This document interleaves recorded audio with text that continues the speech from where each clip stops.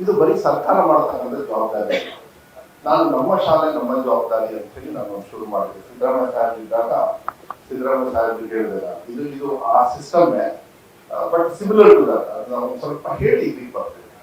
ಸಿದ್ದರಾಮಯ್ಯ ಸಾಹೇಬ್ ಹತ್ರ ಹೋದೆ ಒಂದು ದಿವಸ. ಹೋಗಿ ನಾನು ಹೇಳಿದೆ, ಸರ್ ನನಗೆ 10 ಲಕ್ಷ ಬೇಕು ಸರ್ ಅಂದ್ರೆ, ಆಯ್ತು ಅಂದ್ರು. ನಾನಿಲ್ಲ ಸರ್, ನಿಮ್ಮ ಅಕೌಂಟಿಂದ ನಿಮ್ಮ ಸಂಬಳದಿಂದ ಬೇಕು ಅಂದ್ರೆ. ಅವ್ರು ಹೇಳಿದ್ರು, ನಿಮ್ ಸಂಬಳದಿಂದ ಇಲ್ಲ, ನಾನೆಲ್ಲ ನನ್ನ ಮೊಮ್ಮಗನಿಗೆ ಬರ್ಬಿಟ್ಟಿದ್ದೀನಿ, ನನ್ನ ಸಂಬಳ ಎಲ್ಲ ನನ್ನ ಮೊಮ್ಮಗನಿಗೆ ಹೋಗುತ್ತೆ, ಅವನ ಭವಿಷ್ಯಕ್ಕೆ ಮಾಡ್ಬಿಟ್ಟಿದ್ದಾರೆ. ಒಂಥರ ಉಳಿತಾರೋ ನನಗೆ ಗೊತ್ತಿಲ್ಲ, ಅದು ಸಿಸ್ಟಮ್ ಮಾಡ್ಬಿಟ್ಟಿದ್ದಾರೆ. ಬೇಕಾದ್ರೆ ಯಾರ್ಯಾರು ಹೇಳಿ ಹಂಗೆ ಕೊಡಿಸ್ತೀನಿ ನೋಡೋದು. ಸರ್ ನನ್ ಕ್ಯಾಶ್ ಬೇಡ ಸರ್, ನಿಮ್ ಸಂಬಳದ್ದೇ ದುಡ್ಡು ಬೇಕು ನನಗೆ. ಕೊನೆಗೆ ಅದೆಲ್ಲ ಹೋದಾಗ ನಾನು ಮಿನಿಸ್ಟ್ರು. ಕೊನೆಗೆ ಕಾರು ಅವ್ರ ಮಗನಿಗೆ ಕರೆದೆ, ಯತೀಂದ್ರ ಅವ್ರಿಗೆ ಕರೆದು, ದಯವಿಟ್ಟು ನಿಮ್ಮ ಅಕೌಂಟ್ 10 ಲಕ್ಷ ಇದ್ರೆ ನಿಮ್ಮ ಅಪ್ಪ ಅವ್ರ ಅಕೌಂಟಿಗೆ ಹಾಕಿ, ದಯವಿಟ್ಟು ಅದನ್ನ ಅರ್ಜೆಂಟಾಗಿ ನನಗೆ ಚೆಕ್ಕು ಇಲ್ಲ ಡಿ ಕೊಡಿ ನಮ್ಮ ಶಿಕ್ಷಣ ಇಲಾಖೆಗೆ. ಯಾಕೆ ಅಂತ ಹೇಳಿದ್ರೆ, ನಾವೆಲ್ಲರೂ ಕೂಡ ಸಂಬಳ ತಗೋತೀವಿ, ನೀವೆಲ್ಲ ಟ್ಯಾಕ್ಸ್ ಕಟ್ಟಿದ್ರೆ ನಾವು ಅದನ್ನ ವಾಪಸ್ ಕೊಡ್ಬೇಕಾಗುತ್ತೆ. ಸಮಾಜದಲ್ಲಿ ಕೊಡ್ಬೇಕು ಅಂತ ಹೇಳಿ ಅನ್ಸಿದ್ರೆ ಬೇರೆ ತಮ್ಮನ್ನು ಕೊಡೋದು ಇಂಪಾರ್ಟೆಂಟ್ ಅಲ್ಲ. ನಾವು ದುಡ್ದಿರೋದ್ರಲ್ಲಿ ನಾವು ಪಾಲ್ ಕೊಡ್ಬೇಕಾಗುತ್ತೆ. ನಮ್ಮ ಮಕ್ಕಳು ಅಂತ ನಮ್ಮನೇಲಿ ಈಗ ಹುಟ್ಟಿರೋ ಮಕ್ಕಳೇ ಆಗ್ಬೇಕಂತ ಏನಿಲ್ಲ. ನಮ್ಮ ರಾಜ್ಯದ ಮಕ್ಕಳು ಅಂತ ಹೇಳಿದಾಗ ನಮ್ಮನೆ ಮಕ್ಕಳು ಇದ್ದಾರೆ. ಆ ಭಾವನೆ ಮೇಲೆ ನಾನು ಈ ಇಲಾಖೆಯನ್ನು ನಡೆಸ್ತಾ ಇದ್ದೀನಿ.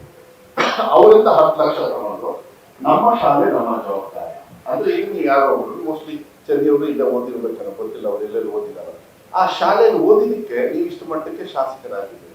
ನಾನು ಮೇರಿ ಮಕ್ಳೆಟಲ್ಲಿ ಓದಿ, ಸೆಂಟ್ ಚಾರ್ಲ್ಸ್ ಅಲ್ಲಿ ಓದಿ, ಸೆಂಟ್ ಜೋಸೆಫ್ ಅಲ್ಲಿ ಓದಿ, ಆಮೇಲೆ MAS ಅಲ್ಲಿ ಓದಿದಕ್ಕೆ ನಾನು ಇವತ್ತು ಒಬ್ಬ ಶಾಸಕನಾಗಿದ್ದೀನಿ. ಅಫ್ಕೋರ್ಸ್ ನಮ್ಮ ತಂದೆಯವರ ಆಶೀರ್ವಾದ ಇರುತ್ತೆ. ಆದ್ರೆ ನಮ್ಮ ರೂಟ್ ಎಲ್ಲಿಂದ ಬರ್ತದೆ ಅದನ್ನ ನಾವು ಕೊಡ್ಬೇಕಾಗುತ್ತೆ ವಾಪಸ್. ಅದು ಕೊಡೋದು, ನೀವು ದೇವರಿಗೆ ಎಷ್ಟು ಕಾಣಿಕೆ ಹಾಕ್ತೀರೋ ಮಂಗಳಾರತಿಗೆ, ಇಲ್ಲ ಎಷ್ಟು ದೊಡ್ಡ ದೇವಸ್ಥಾನ ಮಾಡ್ತೀರೋ ಅದು ಇಂಪಾರ್ಟೆಂಟ್ ಅಲ್ಲ. ಅದು ನೀವು ಆಗ್ತೀವಿ, ನೀವು ಹೇಳ್ತೀವಿ. ಆದ್ರೆ ನಮ್ಮ ಜೀವನದ ಕರ್ತವ್ಯ ಏನು ಅಂತ ಹೇಳಿದ್ರೆ, ಶಾಲೆಗಿಂತ ದೇವಸ್ಥಾನಕ್ಕಿಂತ ಶಾಲೆ ದೊಡ್ಡದಾಗಿರ್ಬೇಕು. ಅವಾಗ ಮಾತ್ರ ನಮಗೆ ಪ್ರಸಾದ ನಮಗೆ ಬರುತ್ತೆ ಅಂತ ಹೇಳಿ ಅದನ್ನ ಅನ್ಕೊಂಡು ನಾವು ಇಲಾಖೆಯನ್ನು ನಡೆಸ್ತಾ ಇದ್ದೀವಿ. ಅದಕ್ಕೆ ಎಷ್ಟೊಂದು ಸತಿ ಹೇಳಿದ್ದೀನಿ ನಾನು, ದೇವಸ್ಥಾನದಲ್ಲಿ ಗಂಟೆ ಹೊಡೆದು ಪ್ರಸಾದ ಸಿಗುತ್ತೆ ಅನ್ನೋ ಗೊತ್ತಿಲ್ಲ, ಆದ್ರೆ ನಾವು ಅದನ್ನ ಮುಹೂರ್ತ ಮಾಡ್ತಿದ್ದಂಗೆನೆ ನಮ್ಮ ಶಾಲೆ ಗಂಟೆ ಹೊಡಿತು, ನಮಗೆ ಪ್ರಸಾದ ಬಂತು, ಇವತ್ತು ಮಕ್ಕಳ ಭವಿಷ್ಯಕ್ಕೆ ಸರಿ. ಈ ಮನೋಭಾವನೆ ಇದ್ದಾಗ ಆಗುತ್ತೆ ಅಂದಾಗ ನಾನು ಕೂಡ ನಮ್ಮ ತಂದೆಯವರು ಓದಿರೋ ಶಾಲೆಗೆ, ಯಾಕಂದ್ರೆ ನಾನು ಓದಿದ ಕಾನ್ವೆಂಟ್ ಅಲ್ಲಿ, ನಾನು ಸರ್ಕಾರಿ ಶಾಲೆಗೆ ಓದಲಿಲ್ಲ, ನನಗೆ ಕಾನ್ವೆಂಟ್ ಅಲ್ಲಿ ಓದಿದ್ರು. ಆದ್ರೆ ನನಗೆ ಏನ್ ಸಂಬಳ ಬರುತ್ತೆ ಅದನ್ನ ತಗೊಂಡು ಹುಟ್ಟೂರಲ್ಲಿ ಇರ್ತಕ್ಕಂಥ ಒಂದು ಶಾಲೆಗೆ 10 ಲಕ್ಷ ನಮ್ಮ ತಂದೆಯವ್ರ ಹೆಸರಲ್ಲಿ ನಾನು ಅದರ ಅಭಿವೃದ್ಧಿ ಕೊಟ್ಟೆ. ಸಿದ್ದರಾಮಯ್ಯ ಸಾಹೇಬರು ಸಿದ್ದರಾಮಯ್ಯ ಹುಂಡಿ ಮತ್ತೆ ಇನ್ನೊಂದು ಶಾಲೆ, ಅದು ಹೆಸರು ನನಗೆ ಗೊತ್ತಾಗ್ತಾ ಇಲ್ಲ ನನಗೆ, ಅಲ್ಲಿ ಅವರು ಓದಿರ್ತಕ್ಕಂಥ ಶಾಲೆಗೆ ಅವರು 10 ಲಕ್ಷನ ದೇಣಿಗೆಯಾಗಿ ಕೊಟ್ಟರು. ಅಂದ್ರೆ ನನ್ನ ಶಾಲೆ ನಮ್ಮ ಜವಾಬ್ದಾರಿ. ನಾನು ಓದ್ಲಿಲ್ಲ ಅಂದ್ರೂ ನಮ್ಮ ಅಪ್ಪವ್ರು ಏನಾದ್ರೂ ಆ ಹುಟ್ಟೂರು ಶಾಲೆಗೆ ಓದಿಲ್ಲ ಅಂದಿದ್ರೆ ಈ ರಾಜ್ಯದ ಮುಖ್ಯಮಂತ್ರಿಗಳು ಆಗಕ್ಕೆ ಸಾಧ್ಯನೇ ಇಲ್ಲ ಅಂತ ಹೇಳಿ ನಾನು ಭಾವಿಸ್ತೀನಿ. ಸಿದ್ದರಾಮಯ್ಯ ಸಾಹೇಬರು ಕೂಡ ಅವತ್ತು ಆ ಶಾಲೆ ಇಲ್ಲ ಅಂತಿದ್ರೆ, ಯಾಕಂದ್ರೆ ಅವ್ರು ಸೇರಿದ್ದೆ 4ನೇ ಕ್ಲಾಸ್ 5ನೇ ಕ್ಲಾಸ್, ಎಷ್ಟೊಂದ್ಸತಿ ಹೇಳಿದ್ರು. ಅವ್ರು ಸ್ಕೂಲಿಗೆ ಹೋಗ್ತಿರ್ಲಿಲ್ಲಂತೆ. ಅವ್ರು ಯಾರೋ ರಾಮಪ್ಪ ಮೇಷ್ಟ್ರು ಅಂತನೋ ಯಾರೋ ರಾಜಪ್ಪ ಮೇಷ್ಟ್ರು ಅಂತ, ಅವ್ರು ಹೋಗಿ ಮನೆಗೆ ಎಂತ ಮಾಡ್ತೀವಿ ಬಾಯಿ ಹಿಡಿದು ಹೋಗಿ ಸ್ಕೂಲಲ್ಲಿ ಸೇರಿಸಿದ್ದು 5ನೇ ಕ್ಲಾಸ್ ಮೇಲೆ. ನೋಡಿ ಎಂತ ಅದೃಷ್ಟ. 5-10 ವರ್ಷ 8 ವರ್ಷ ಈ ರಾಜ್ಯದ ಮುಖ್ಯಮಂತ್ರಿಗಳಾಗ್ತಕ್ಕಂಥ ಅವಕಾಶ ಸಿಕ್ಕಿದ್ರು. ನನಗನ್ಸುತ್ತೆ ಆ ಸರ್ಕಾರಿ ಶಾಲೆ ಇಲ್ಲ ಅಂದಿದ್ರೆ ಸಿದ್ದರಾಮಯ್ಯ ಸಾಹೇಬ್ ಯಾರು ಅಂತ ಮೋಸ್ಟ್ಲಿ ನಮ್ಗೆ ಯಾರಿಗೂ ಗೊತ್ತೇ ಆಗ್ತದೆ.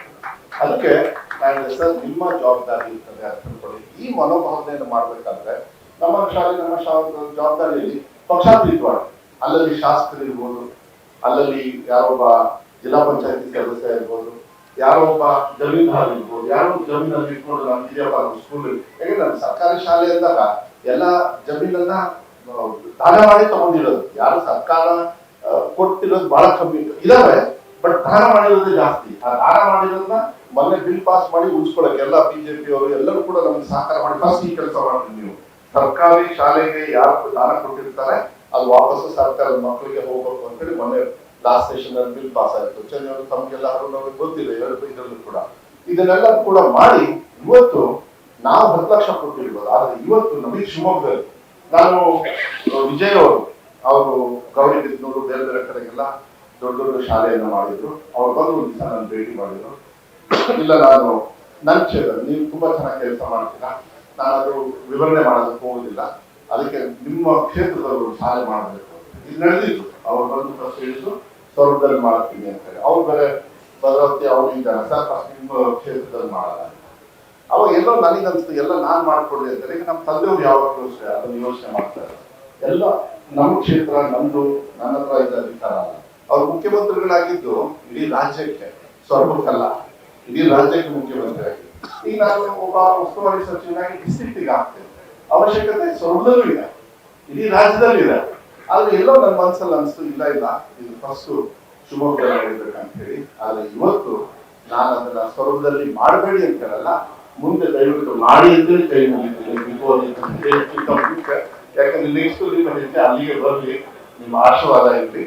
ಐ ಹೋಪ್ ಅರ್ಥ ಆಗ್ತಾ ಇದ್ದಾರೆ. ಓಕೆ, ಸೊ ಅಜಾಕ್ಸ್ ಕಂಪನಿ ಅಂತ ಹೇಳಿ ಅದೊಂಥರ ಇದ್ದಂಗೆ ಎಲ್ಲ ಸ್ವಾವಲಂಬಿ ಅಂತ ಹೇಳ್ಬೋದು. ಕಾಂಕ್ರೀಟ್ ಮೇಕಿಂಗ್ ಎಲ್ಲ ಅದೇ ಮಣ್ಣು ತಗೊಂಡದ್ದೇ ಎಂತದ್ದು ಸಿಮೆಂಟ್ ತಗೊಳುತ್ತೆ, ಅದೇ ಮಾಡಿ ಎಲ್ಲ ಕರಡಿ ಕ್ಲೀನಾಗಿ ಹಾಕಿ ಮಾಡ್ತಾರೆ ಅಂತ ಹೇಳಿ ಅದೇ ಕೊಡ್ತಾರೆ. ಆ ಟೈಪ್ ಒಂದು ದೊಡ್ಡ ಕಂಪ್ನಿ, ಬಹಳ ಹೈಟೆಕ್, ಬಹಳ ಚೆನ್ನಾಗಿರ್ತಕ್ಕಂಥದ್ದು. ನಾವೆಲ್ಲರೂ ಕೂಡ ಎಲ್ಲ ಕಡೆ ಇತ್ತೀಚಿನ ದಿನಗಳಲ್ಲಿ ಆ ಎಕ್ವಿಪ್ಮೆಂಟ್ ತುಂಬಾ ಇದೆ. ಆದ್ರೆ ಅವ್ರ ಹೃದಯದಲ್ಲಿ ಮನಸ್ಸಲ್ಲಿ ಬೇರೆ ಏನಕ್ಕೂ ಖರ್ಚು ಮಾಡಬಾರ್ದು, ನಾನು ಶಾಲೆ ಕೊಡ್ಬೇಕು, ಮಕ್ಕಳ ಭವಿಷ್ಯ ಕೊಡಬೇಕು ಅಂತ ಹೇಳಿ ಅವ್ರ ಉದಾರತೆ ಇದೆಯಲ್ಲ, ಅದಕ್ಕೆ ನಾನು ವಿಶೇಷವಾಗಿ ಅವರಿಗೆ ಧನ್ಯವಾದಗಳನ್ನು.